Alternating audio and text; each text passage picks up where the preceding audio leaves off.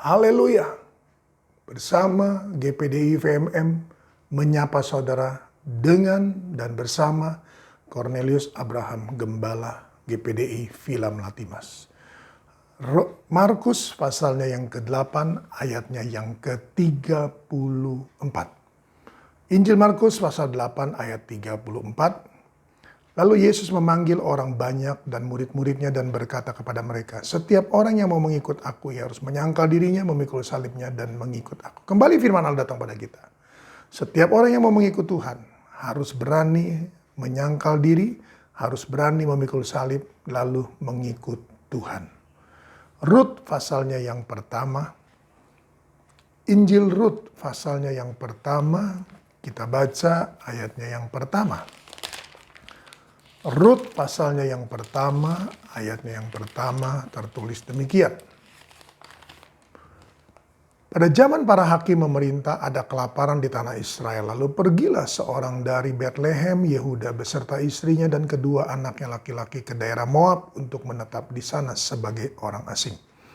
Nama orang itu ialah Elimelek, nama istrinya Naomi dan nama kedua anaknya Malon dan Kilion. Semuanya orang-orang Efrata dari Betlehem, Yehuda.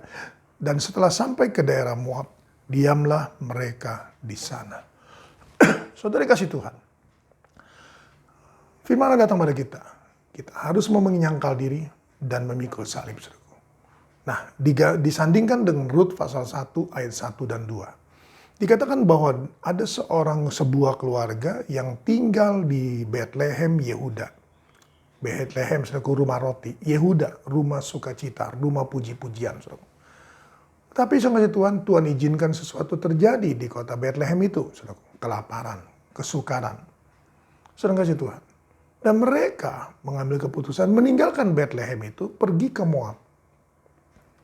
Saudaraku, dalam situasi kondisi seperti sekarang ini, saudaraku, mari jangan tinggalkan rumah roti dengan apapun alasan kita. Kita harus, saudaraku, berani menyangkal diri, kita harus berani, saudaraku, memikul salib.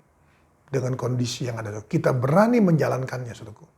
Karena apabila sang kasih Tuhan kita tinggalkan Betlehem, saudaraku, rumah roti itu dan rumah puji-pujian itu, saudaraku, sukacita, maka kita akan masuk, saudaraku, ke daerah Moab. Doa, saudaraku, lambang daripada dunia ini. Sang kasih Tuhan. Tentunya sang kasih Tuhan, kita ketika kita pindah, saudaraku, atau ketika sang kasih Tuhan kita tinggalkan rumah roti, saudaraku, kita menetapkan diri, aku harus hidup sebagai orang asing. Abraham berhasil, saudaraku, karena dia hidup sebagai orang asing. Ishak berhasil karena dia hidup sebagai orang asing, saudaraku. Dan sama si Tuhan. Tetapi ayat 2 mengatakan, mereka, saudaraku, menetap di Moab. Jadi sama si Tuhan, rumah roti itu, saudaraku, lama-lama, saudara kasih Tuhan, tidak lagi menjadi bagian mereka, saudaraku. Ketika mereka baru pindah, saudaraku, mereka hidup sebagai orang asing, saudaraku. Mereka memiliki kebenaran rumah roti itu, saudaraku. Firman Allah itu. Tetapi lama-kelamaan, saudara kasih Tuhan, kita lihat di sini. Bahwa akhirnya mereka menetap di sana, saudaraku. Maka kehidupan Moab, saudaraku, menjadi bagian mereka. Kondisi Moab, saudaraku, dengan segala sesuatunya, saudara kasih Tuhan, yang mereka lihat, saudaraku, yang mereka alami, saudara kasih Tuhan. Hal-hal, saudara kasih Tuhan, yang membuat mereka, saudaraku, kehilangan, saudara kasih Tuhan, rumah roti itu. Kita harus mengakui, saudaraku. Mungkin saudara berkata, aku tidak, saudara kasih Tuhan. Saudara bisa lihat nanti.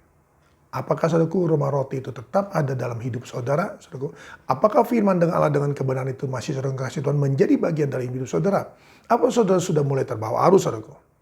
Waktu akan menentukan semua kondisi yang ada. Firman Allah datang kepada kita, saudaraku, dengan tujuan baik untuk mengingatkan kita. Dengan situasi kondisi apapun, tetap bertahan. Sekali Yesus, tetap Yesus. Sekali rumah roti, tetap rumah roti. Sekali pengajaran, tetap pengajaran. Sekali kebenaran, tetap kebenaran. Maka saudara kasih Tuhan, saudara akan menerima apa yang saudara perjuangkan secara rohani. Tuhan akan memberkati secara jasmani. Dalam nama Yesus kita datang pada Tuhan.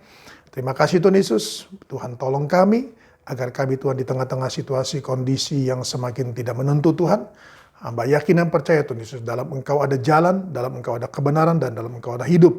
Engkau akan nyatakan semua itu, Tuhan, kepada seluruh jemaat-Mu yang berani menyangkal diri dan memikul salib dengan tetap bertahan di rumah roti, tetap bertahan di Betlehem, tetap bertahan di Yehuda, saudaraku. Mari Tuhan, tolong kami semua yang ada. Hamba-Mu hanya dapat berdoa. Tuhan kiranya tolong mereka semua mempertahankan Tuhan rumah roti, mempertahankan Bethlehem, mempertahankan Yehuda, dan nama Tuhan dipuji dan Engkau dimuliakan.